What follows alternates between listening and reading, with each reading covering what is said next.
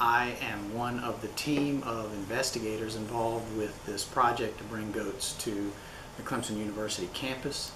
I am primarily interested in looking at better ways to manage the Honeycutt Creek watershed on campus. It is an underutilized resource. It is a poorly understood resource, but nonetheless it is a great opportunity and a great canvas for us to involve students and scientists and the greater Clemson community.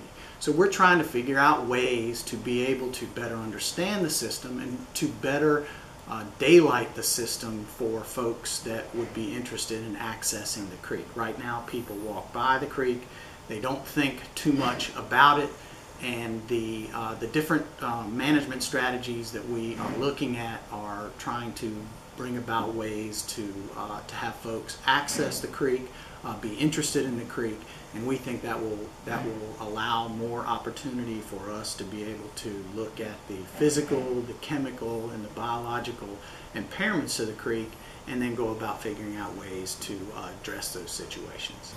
Our department realized a year or so ago we have areas of campus that we cannot maintain. There's lots of invasive species growing in it.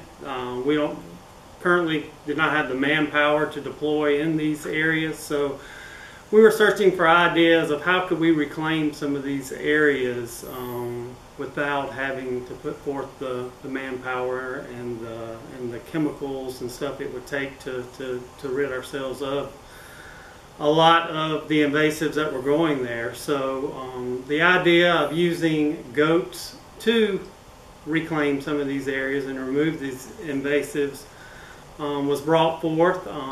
We researched it and provided the funding to bring the goats to campus.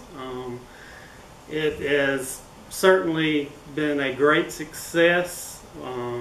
The goats are able to go into areas where our staff, it wouldn't be safe to put them.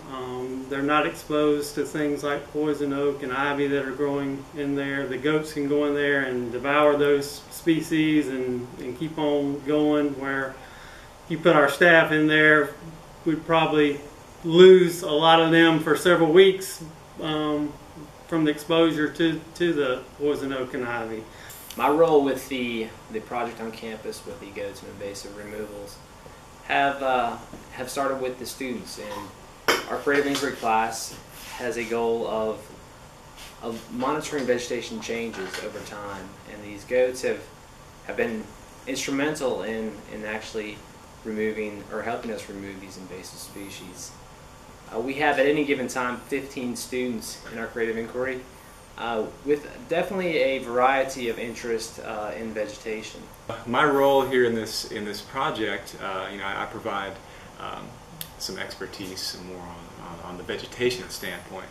One of the ways that the main way that we're assessing the efficacy of these goats as an invasive plant removal method is by using these long-term vegetation monitoring plots. So back before we ever had the goats on campus, we worked with this group of creative inquiry students, and we set up 30, they're called Carolina Vegetation Survey plots, in areas that have goats, or in areas that received the goats, and areas that didn't, also in some areas that were treated with other methods. And with these plots we measure things like percent cover of the different species that are present, native and non-native. We identify everything to species.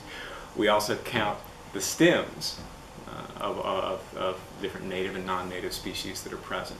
We do that before the treatment, and then we come in after the treatment, both immediately afterwards and then a year afterwards. And that gives us an idea of both the short-term and the long-term effects of these removal methods like goats. One thing that we found is that goats are pretty effective at removing invasive vegetation. In our sites we had something like 90% cover for non-native species, particularly in the mid-story and the understory strata.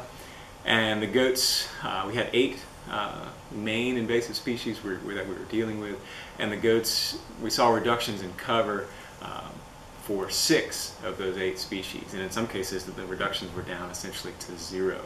right? And that's short-term reductions. We're going to continue, you know, a big part of what we're doing is it's a long-term vegetation monitoring protocol. We're going to continue going back every year to see how these plant communities recover after, you know, in the years after the treatment. And hopefully what we'll see is that, you know, the native plant communities, in the absence of this invasive vegetation, hopefully they'll rebound.